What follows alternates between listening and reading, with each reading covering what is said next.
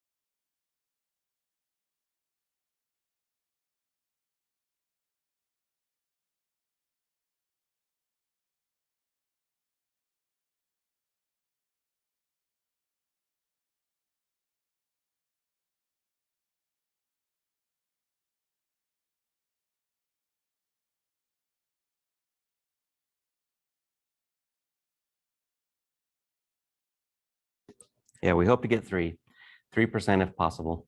So always put your 150 and 3%. 3%, okay.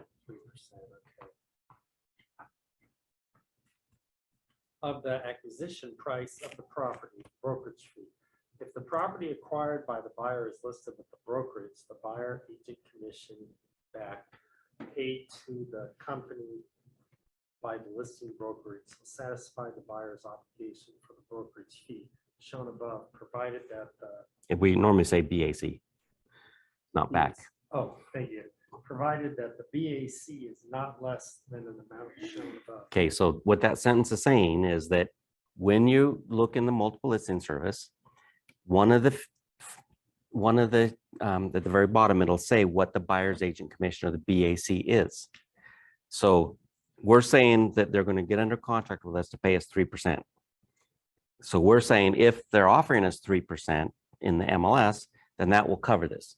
You don't have to pay us anything if the BAC is 3%. The buyer's agent commission offered through the multiple listing service is 3%. Now, historically, that's what it's been. It is sliding now. And so it becomes your business decision. Well, let's read the next sentence. So that's what that sentence is saying. You're going to agree to pay us 150 plus 3%. But if we get offered MLS compensation, that covers it. You don't have to pay twice. That'll cover it. That's what that sentence says. But then the next sentence says, if the BAC is less than the amount shown above, buyer will pay the difference at closing. okay, so far, I haven't met an agent that charged that. Oh. So far, if you're willing to show a property and the BAC is 2, you've accepted the 2 and gone about your business. Or if it's 2.5, you've just said, I'm willing to accept that. So far, I've never seen an agent come to Bill and say, I want to go after them for that extra percent or extra 0.5%. Although you could, because they have a contract they signed that said they'd pay us 3%. That's why you always want to put the 3 there, because sometimes there is still, at least 50% of the time, 3% is still what's offered, right? Is that what you're seeing?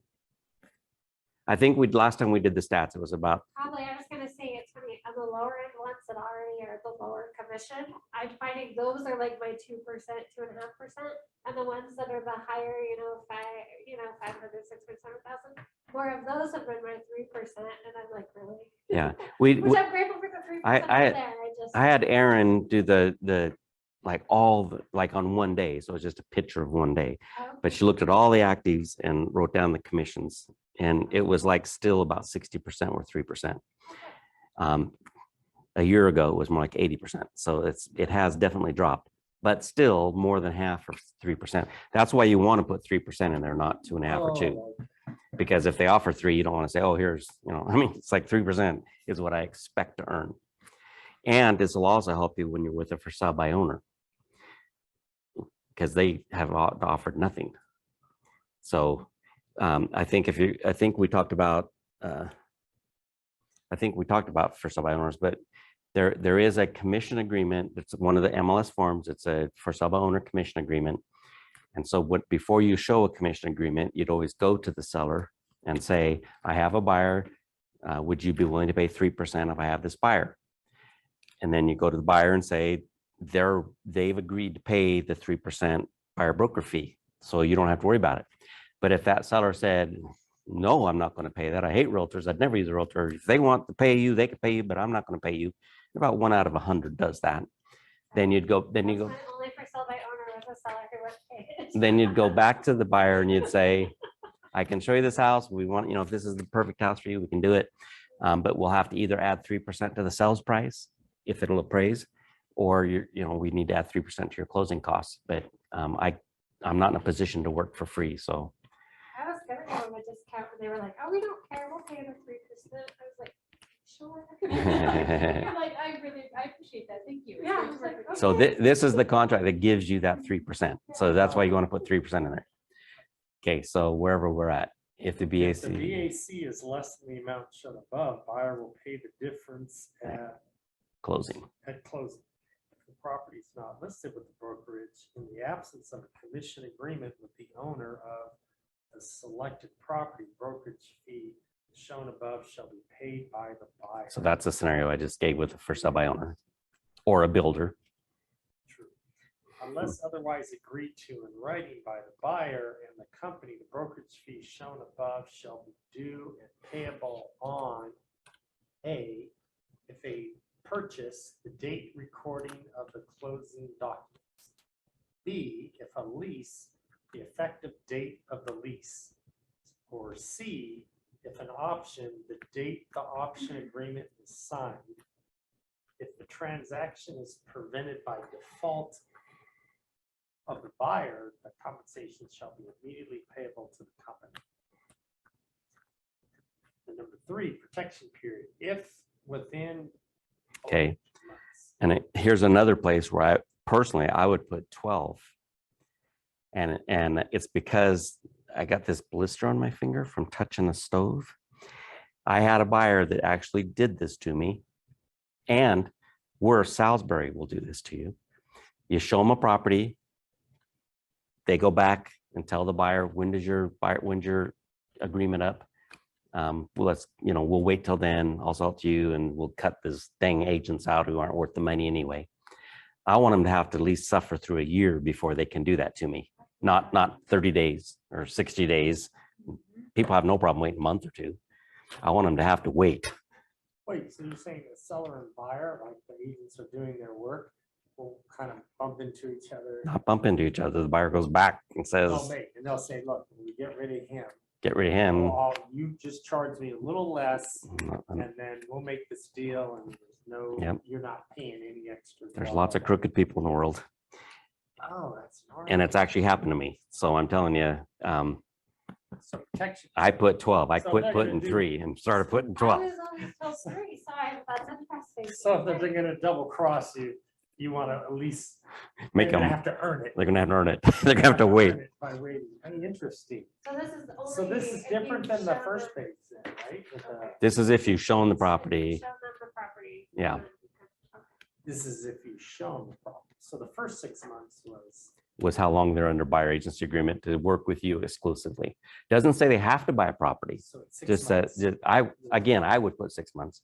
But then on the this- protection period, if I've shown them a house,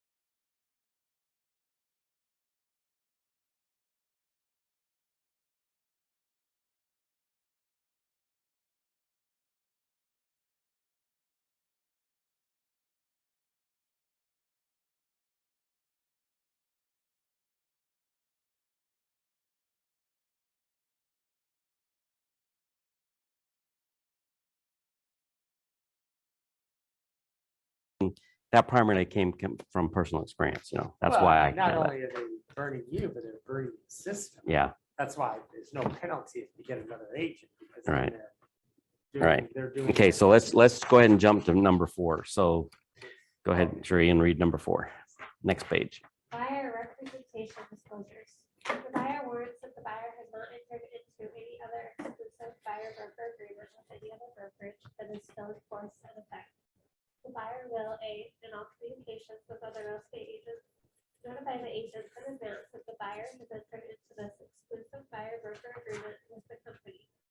B, furnish the buyer's agent with relevant personal and financial information to facilitate the buyer's ability to acquire a property. C, exercise care and diligence in evaluating the physical and legal condition of the property selected by the buyer. D, hold harmless the company and the buyer's agent against any claims as the result of any injuries incurred while inspecting any property. E, upon signing of this exclusive buyer broker agreement, personally review and sign the buyer due diligence checklist, form and wire fraud alert disclosure, and disclose to the buyer's agent all properties in which the buyer, as of the date of this exclusive buyer broker agreement, is either negotiating to acquire or has a present interest in acquiring. Okay, and so the notes here are just, that's written in paragraph form. The notes are basically saying the same thing in a list to make it a little easier to understand what the heck is just said. Okay, does anyone have any questions about what those promises are? Okay. Agency disclosure, I think we've handled agency with that whole class on agency. So this is just saying what the duties of a buyer's agent are and what the duties of limited agents are. So let's move past that. And we'll go to number 6. Number 6 is kind of an important one for us. You can tell this was written by realtors. When you read number 6, you'll say this is written by realtors for sure. I've seen this at times too. All right. Professional advice. The company and the buyer's agent are trained in the marketing of real estate. Neither the company nor the buyer's agent are trained to provide the buyer with legal or tax advice or with technical advice regarding the physical condition of any property or regarding legal or tax matters. Okay, so here's an important thing. You're going to go to a 1031 class. You're going to go to classes that explain how the taxes roll. You're going to go to this home inspection thing, and he's going to give us these tips about the air conditioner and all this stuff. And so you're going to, through the months and years, you're going to acquire lots of periphery knowledge. And you're going to be tempted to like say stuff to the buyer, well, I know you can or this is that. Always 100% of the time, be able to defend yourself in court by saying, I always 100% of the time, when they ask about taxes, I say, that's a question you want to ask your tax accountant. Here's what I understand, but don't listen to me. I'm not a lawyer. I'm not an accountant. Or when they ask about something in the home, well, from what I've heard, this is what it is, but definitely you want to get an AC guy out here. Don't listen to me. I'm not an expert in this at all. I've never taken one apart, So that, in addition to them signing that they're going to not rely on us, we got to make sure we don't make them think they can rely on us. My teacher in this, when I was taking these classes, she always said, be the source of the source. She's like, know who your sources are and be their source, okay? And just, that's why you told us, have 2 or 3 that you like to talk, that you deal people off to. So just be the source. Yeah, but you can't be the whole time just being, I don't know anything. So you do have to say, but always just preface it with saying, I'm not an accountant. Here's what I learned in a class once, or here's what I understand. Yeah. But don't base your taxes on what I'm saying. Go talk to an accountant. Has any realtor ever got in trouble for saying something to the buyer that caused them to buy the property, but the information that they gave them was bad advice, or they kind of overlooked the condition because they gave them advice like how this could be fixed? Yeah. replace this Every- balcony. Everything that's in here is because there's been lawsuits about them. And if Bill was here, who is currently taking all these calls, I was a broker for 10 years too, so I took all these calls too. But he'll tell you, he's like, don't say anything about anything, we I do. was actually climbing under my listing underneath the house to look at it not too long ago to be like, okay, go change the listing right now. They told you wrong. Like, he's like, we do not want to be sued. I was like, he's very aware of things. I was super impressed by that. Yeah. Yeah. Like, it was just like, Okay. Wait, what happened? oh, it's just listing a foundation. We weren't quite sure. And Oh, the okay. seller thought it was a certain foundation and he went out there and climbed under. Oh, God. I was like, look at him, he's so cool. The foundation guy. Woo! He's like, I'm no expert, but Let me tell you about it. in my See. experience, this is not correct. Yeah. See, there you go. So Yeah. he's hedging it all the Yeah, time, he hedging was it. like, I'm no expert, but my experience, does not look correct. Okay. Get an expert and take this off. Get it out of that list. Yeah. Yeah.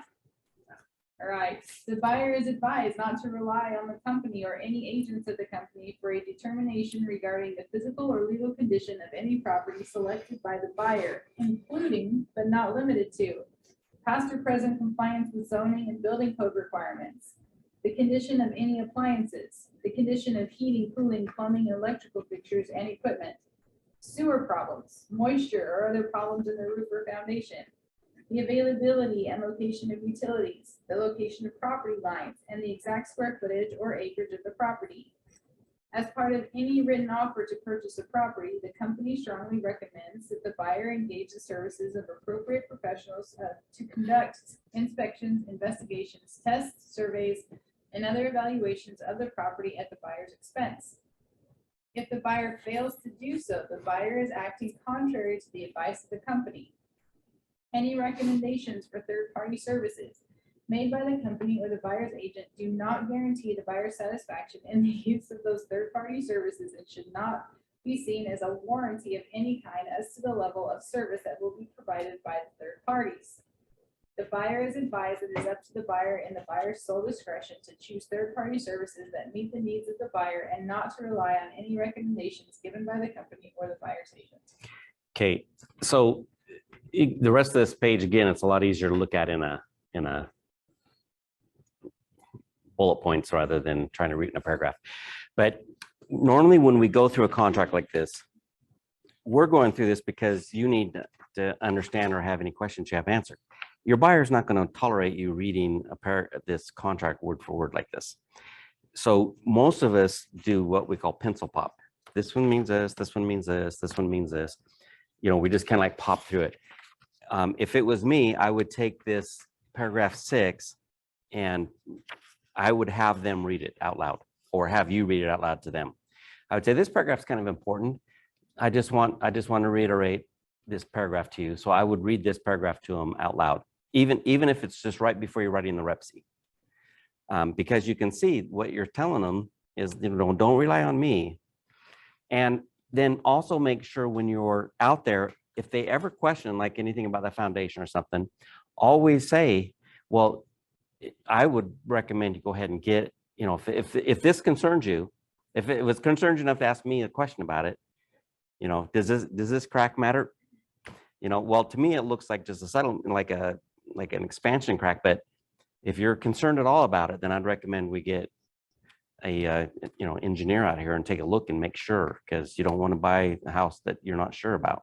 You know, is it just always be kind of not only hedging like Bill did, you know, I'm no expert, but then always say, you know, if you're really concerned about this, then you should probably get someone out here that knows about foundations and have it inspected by a professional that knows what that's trained and does this day after day. So kind of just always have that in your, you know, when you're showing properties. But it is important that you point out stuff like, wow, did you notice that yellow spot on the ceiling? Usually that means that there's probably a roof leak.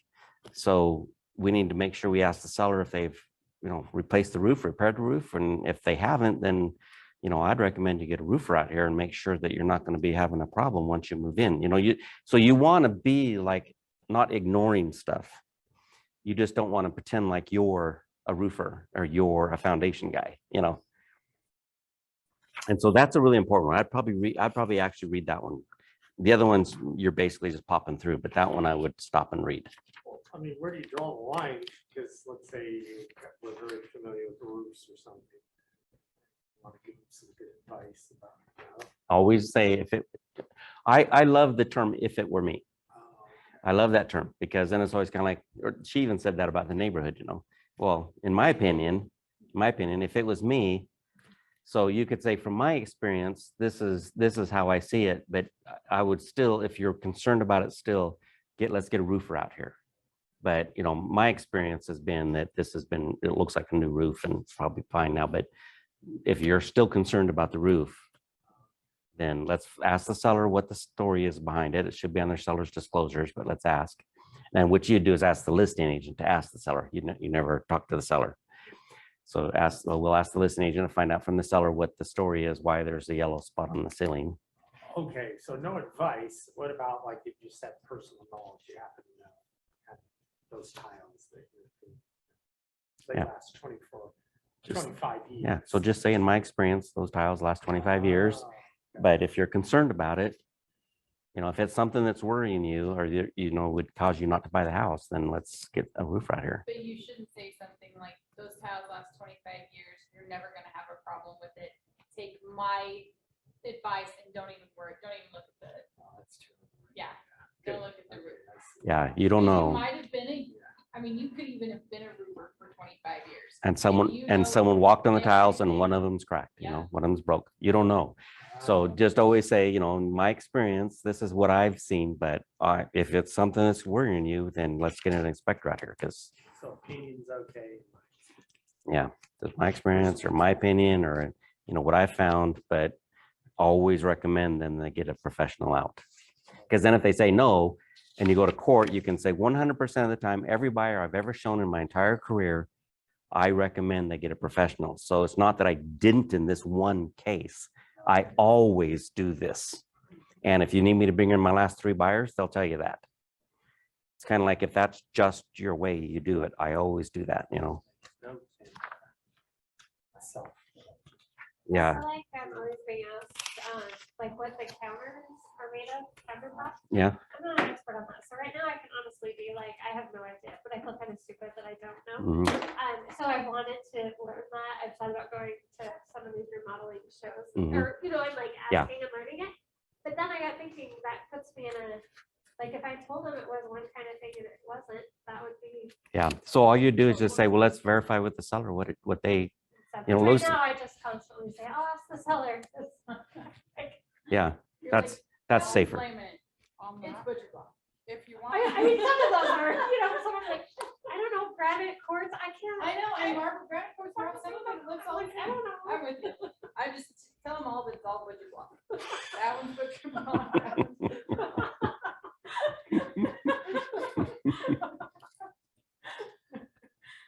On that, if you want to learn about them, my husband works at a quartz store and is the salesman. So you can go over there and he'll teach you about all of them real fast. Oh, that might be a good idea. I went in and I Like, learned a just- 15-minute blip and I got it.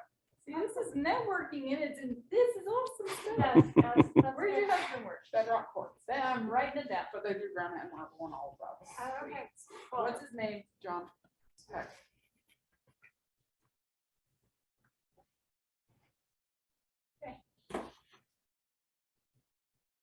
Okay, you can read 7 and 8.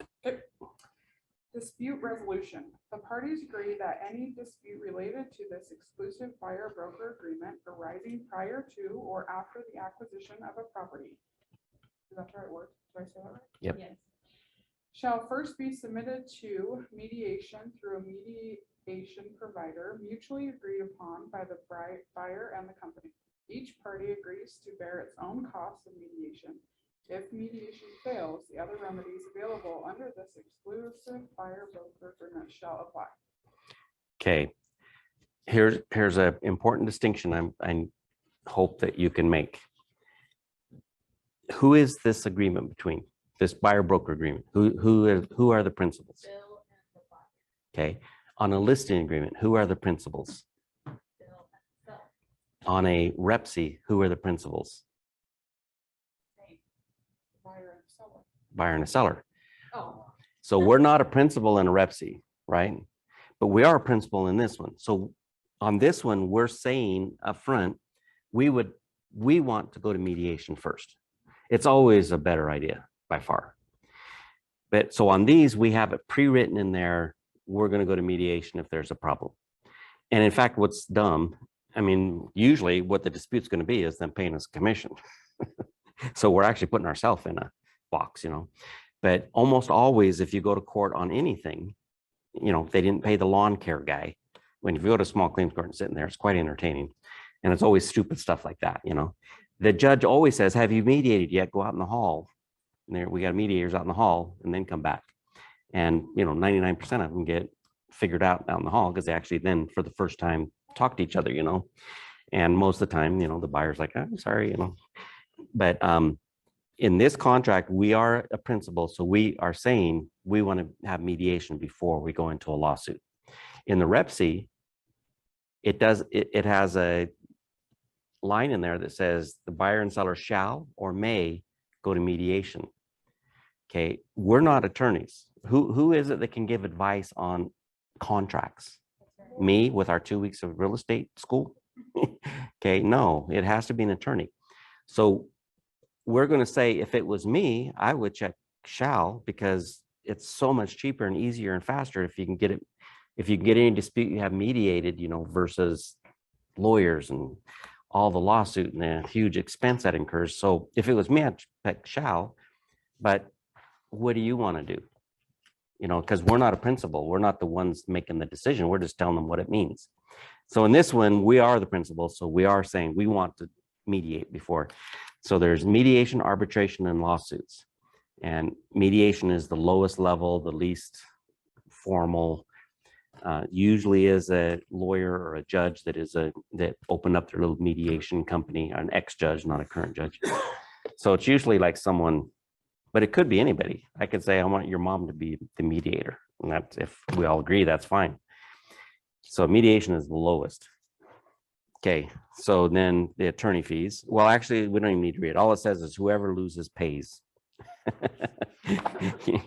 Okay, so let me let you read 9 instead of that one. That was Buyer authorizations. The buyer authorizes the company and or buyer's agent to A, disclose after closing to each MLS in which the company participates consistent with the requirements of each such MLS. The final terms and sales price of the property acquired by buyer under the terms of this agreement. okay. Why did we have to get that permission? Why is that in this contract? It's public record when a house sells, correct? Right. In Utah, But not in all of them. That's why we use this REPC. well, in Utah, what is the law in Utah? Are sales prices disclosed in No. Utah? It's up to. No, Well, but that's why the, those are so We're one of 8 non-disclosure states. but the sale is public knowledge, right? No, It's not. the only thing that's public knowledge is the recording of the promissory note and the trust deed, and that there was a warranty deed changing ownership. But the sales price is never disclosed. Sorry, no, you're right. Not the sales price, but for some reason, I thought the sale was. The because of deeds, the warranty deeds deed are or- recorded. Okay. Okay, but no one knows the sales price unless we put it in the MLS. And that the reason they do that is a good reason, because as soon as you disclose sales prices, we're one of 8 states that don't. So that means there's 42 states that do. Many of those have transfer taxes, and they say, oh, you sold the house for 200. We want our 20,000 of that. We want our taxes of that. And Utah, historically, we're anti-government, anti-tax. So as soon as you start disclosing sales prices, then all of a sudden the politicians are like, ooh, there's another place we can get some taxes. So our association and a lot of the politicians are keeping this as a non-disclosure state, thank goodness. Do you see that as continuing? Yes, the current state of our politics are, yes, they will keep it as a non-disclosure state. Awesome. And B, communicate with the buyer for the purpose of soliciting real estate related goods and services during and after the term of this exclusive buyer broker agreement. Okay, now that's nice to have that permission, because one of the programs that we have, if you're not familiar with it, is that Move Guru. We call it the all-inclusive setup system, powered by Move Guru. And as soon as you enter the contract into the SkySlope, into the computer, they start getting emails with discount coupons from Home Depot, from pizza places, from moving trucks, from all over the place. And what's super nice about it, then when they move, they get a call, or, before they move, they get a call from a concierge that asks them if they need help with their utilities. We can set up your internet, we can set up your cable TV, we can set up your phone service, insurance. Lots of cities like St. George does not allow them to set up utilities. St. George requires the buyer go in person to the city and give them IDs and credit cards and all kinds of jazz. But some cities don't require that. And so they would even take care of that. But then what's really nice is after it closes 4 times a year, they still send them coupons. And all the emails come as if they're from you. It'll say from Move Guru, but it has your picture and your name on it, whatever we have loaded. So forever, they say within 1 year, like some huge percent, 70% of people can't remember, some big number can't remember who their agent was. And after 2 years, they don't remember who the brokerage was. And that's why it's so easy to go pick up new customers. Why everyone's bought from somebody? Why aren't they using their old agent? It's because many of them can't even remember who it was. So at least with us, every 3 months, they're getting a coupon from you. So at least that, even if you don't do anything else, you're supposed to contact them 33 times a year, right? So we decided in the relationship marketing class. Your best friend. So at least 4 times a year, not 33, but at least 4 times a year they're getting. The buyer further agrees that in any transaction for the acquisition of any property, as referenced in section 1 above, the earnest money deposit may be placed into an interest-bearing trust account with interest paid to the Utah Association of Realtors Housing Opportunity Fund, UARHOF, to assist in creating affordable housing throughout the state. So before, this is a wonderful thing, and the state allowed this to happen. This actually is a state law, not a regulation. Before, if I had earnest money, like our trust account is in the millions of dollars. We don't have one. But when I had my other company, it was in the millions. It was at Zion's. So who got the benefit of those millions of dollars? Zion's. It was like just a pure profit because they couldn't pay us. We were trustees, so we couldn't pay us. So they were just booking it. I mean, they were making money from all these different real estate companies. So UAR went to the state legislature and said, can't we take that interest money and instead of letting Zion's have more profit, can't we put it towards this housing fund? And so now all that interest on all those millions of dollars of trust monies throughout the state all goes to this fund, which I don't know what they use it for, but it's for, Do you know how much they make in a year? I don't, but there is a way to find out. It's a public thing, so you should be able to find out. What's the like regular-ish amount of time that earnest money is in this trust fund, Well, typically it shouldn't be in there more than 30 or 45 days. right?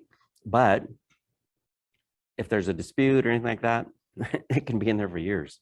Okay. And then after I'm foggy on the exact dates and all that, but after so many months, we have to send out final letters to both buyer and seller and say, this money was in dispute.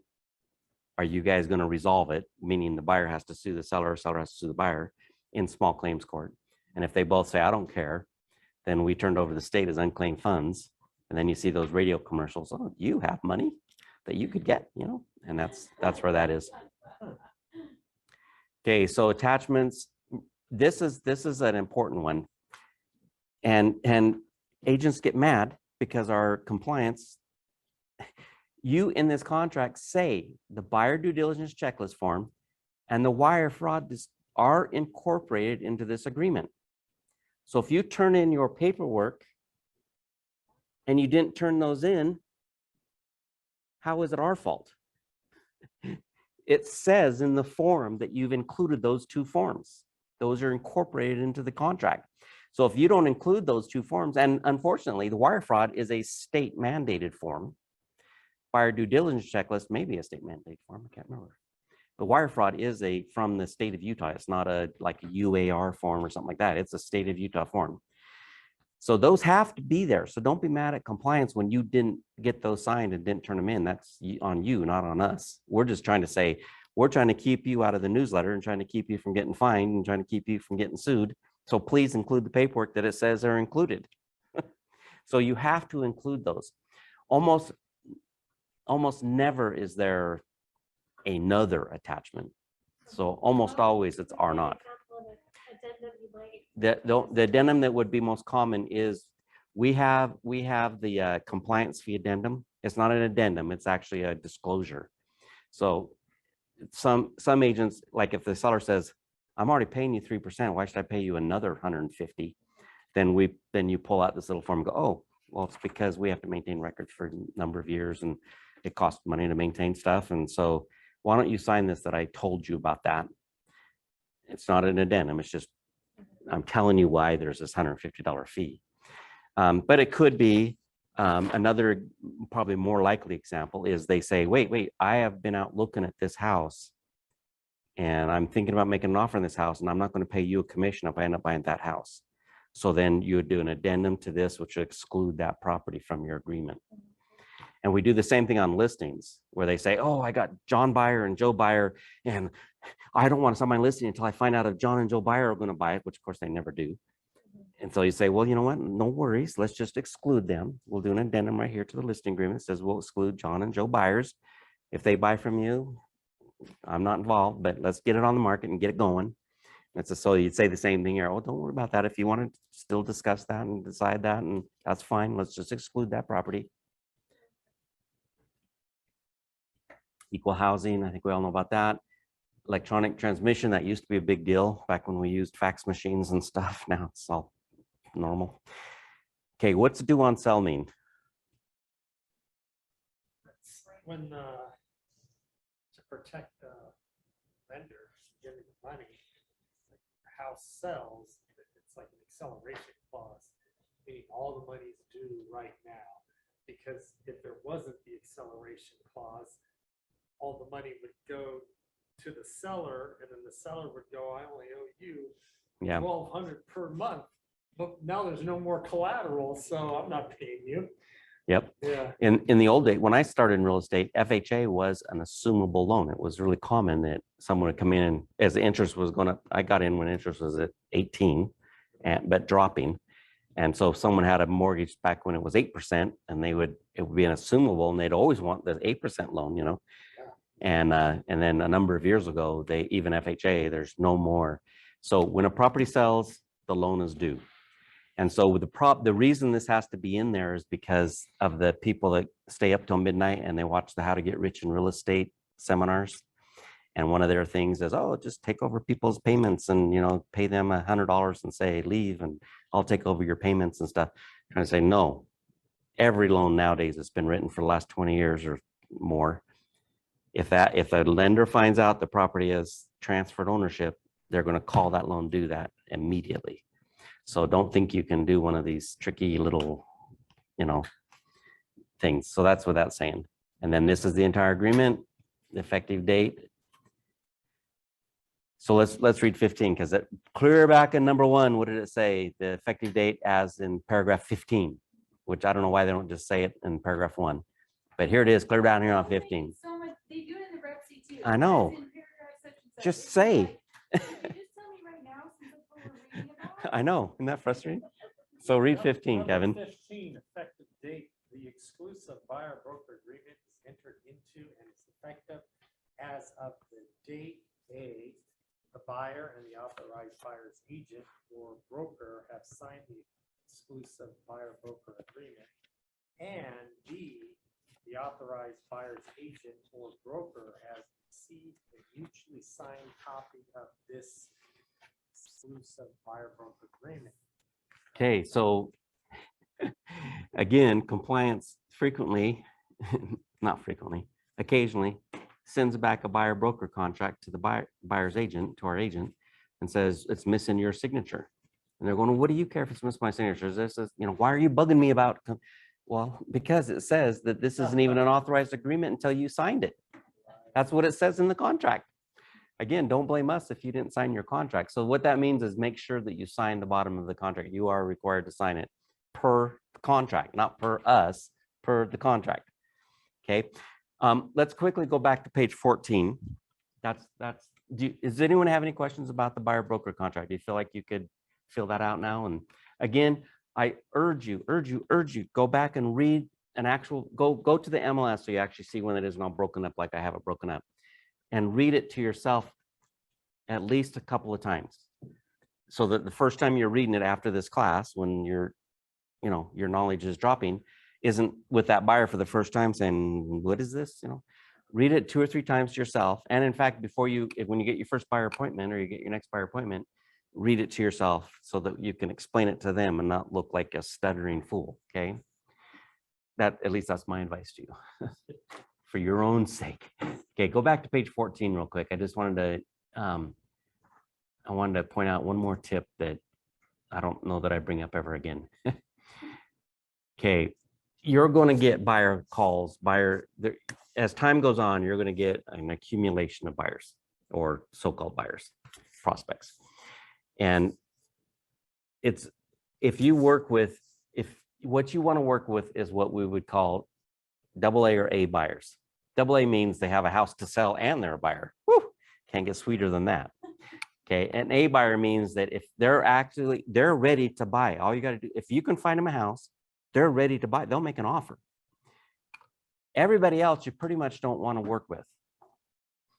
It's okay to put them in your CRM and to drip on them. A lot of them have automatic drips and emails and stuff like that.